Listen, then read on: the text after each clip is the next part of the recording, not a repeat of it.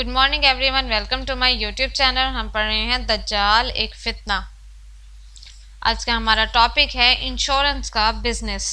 काफरों का इंश्योरेंस का निज़ाम मार्केटों, बाज़ारों, जानवरों और इंसानों के शोबे में अहम किरदार अदा करता है।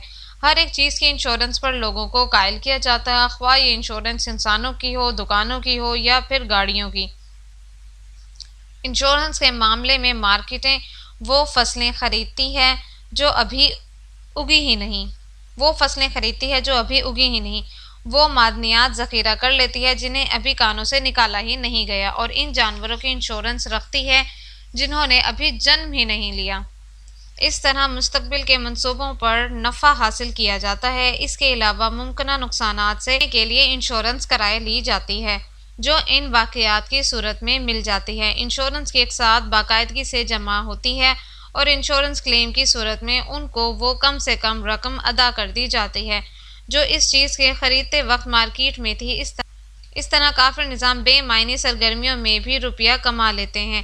इनका असल फ़ायदा इन लोगों को हासिल होता है जो मार्केटों या इंश्योरेंस कंपनियों के मालिक होते हैं, और नुकसान में वो लोग रहते हैं जो इस निज़ाम के निचले तबके से ताल्लुक़ रखते हैं, यानी वो लोग जो मेहनत कश होते हैं, उनका इस्तेहसाल होता है। मुसलमानों में इस तरह की फ़र्ज़ी ख़रीदो फ़रोख्त नहीं होती।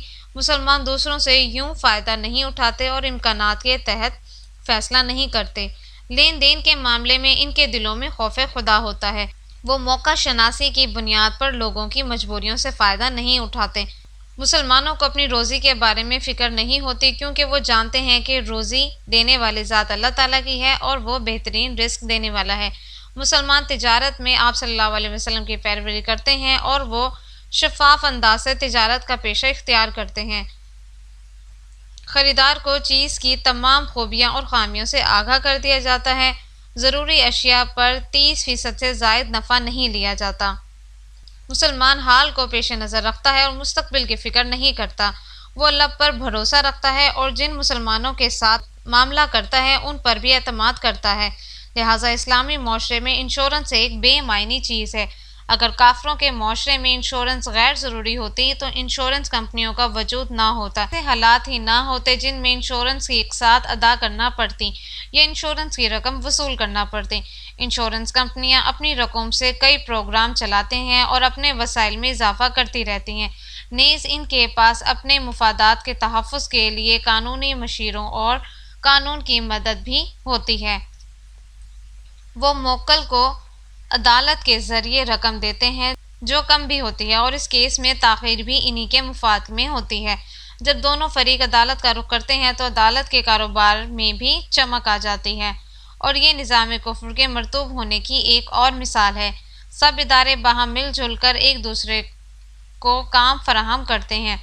जब एक शख्स या कंपनी इंश्योरेंस पॉलिसी ख़रीद लेते हैं या बैंक से कर्ज हासिल करते हैं तो इसका मतलब ये होता है कि ये कंपनी अपना काम जारी रखेगी और एक साथ अदा करती रहेगी। इंश्योरेंस का मतलब ये ही है कि एक साथ जमा कराने के लिए मुसलसल काम करना और मादी निज़ाम का एक हिस्सा बना रहे।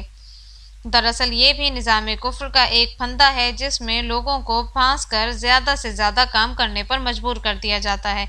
मीडिया भी इस सिलसिले में अहम किरदार अदा करता है और लोगों को बताया जाता है कि इन्हें क्या क्या इस्तेमाल करना है और किस तरह करना है। जब इंसान इस शिकंजे में फंस जाता है तो फिर इन तमाम मकसाद अदा करने के लिए वो हर वक्त नाजायज़ तरीक़ों से रकम कमाने के चक्कर में लगे रहते हैं। निज़ाम कुफ्र इंसान से ऐसे ऐसे फ़वाइद बताकर मुआहदा करता है और इन फ़वाइद के इवज़ इसे अपने चुंगल में फांस कर मज़ीद दौलत के ज़राए पैदा कर लेता है। उनका मकसद लोगों को मकरूज़ बनाकर इनसे फ़वाइद हासिल करना है। छोटी मोटी चीज़ों पर भी इंश्योरेंस होती है और इस इंश्योरेंस के बाद अगला मरहला महंगाई का आना है, और इस महंगाई से लोगों को मजबूर कर दिया जाता है कि वो अपनी ज़रूरियात ज़िंदगी हासिल करने के लिए ज़्यादा से ज़्यादा मेहनत व मुशक्क़त करें। इस तरह लोग इस निज़ाम के सरबराहों के कंट्रोल में रहते हैं और इस निज़ाम के बैंक अरबों खरबों डॉलरों से भरे रहते हैं। अगर 1 मिलियन लोगों से एक डॉलर भी इंश्योरेंस के नाम पर हासिल किया जाए तो बैंक में $1 मिलियन जमा हो जाते हैं। ये रकम अपने निज़ाम को मज़ीद मुस्तहकम और मजबूत करने के लिए इस्तेमाल की जाती है। اس سلسلے میں سب سے زیادہ رقم بینکوں میں ہوتی ہے، جو نہ صرف سود وصول کرتے ہیں بلکہ لوگوں کو بھی بچت کی ترغیب دے کر اپنے دولت کے سمندر کو وسیع کرنے میں کوشاں رہتے ہیں۔ یہ بینک ایسے تالاب ہیں جن میں دولت جمع ہوتی رہتی ہے۔ جمع شدہ رقم میں سے 13 میں سے 12 حصوں کو بینک اپنی مرضی سے خرچ کر سکتا ہے۔ وہ لوگوں کو سود دیتا ہے مگر اس سے کہیں زیادہ نفع بھی کماتا ہے۔ بینک نظام کفر میں ریڑھ کی ہڈی کی حیثیت رکھتا ہے۔ ان بینکوں کا سارا کنٹرول نظام کفر کے سربراہوں کے ہاتھ میں ہے۔ یہ نظام کفر کی سب سے بڑی کارپوریشن ہے۔ اس کی منتظمین تمام کافر ممالک کو کنٹرول کرتے ہیں۔ یہ مختلف ممالک میں بڑے بڑے منصوبے شروع کر کے مزید وسائل اکٹھے کرتے رہتے ہیں۔ ان منصوبوں میں کام کرنے والے لوگ بھی براہ راست ان سے متاثر ہوتے ہیں۔ لوگ ان منصوبوں میں حصول زر کے لیے کام کرتے ہیں۔ لوگوں کو ان کی محنت کا پورا معاوضہ نہیں دیا جاتا، پھر یہ رقم بھی بینکوں کے توسط سے انہی تک پہنچ جاتی ہے۔ کافروں کا یہ نظام خود کار اندازے سے کام کرتا ہے۔ جب ایک مرتبہ لوگ ان کے منصوبوں میں کام شروع کر دیتے تو پھر ایک تسلسل سے ہی چلتے جاتے ہیں۔ لوگوں کے زیادہ سے زیادہ کام کرنے سے ان کمپنیوں کو فائدہ حاصل ہوتا ہے۔ یہ چھوٹی موٹی کمپنیاں اور کارپوریشنز دراصل دجالی نظام کا ایک حصہ ہیں، جنہوں نے اپنا الگ ایک روپ دھار رکھا ہے۔ انہوں نے کام کرنے والوں کو ایک سراب میں مبتلا کر رکھا ہے۔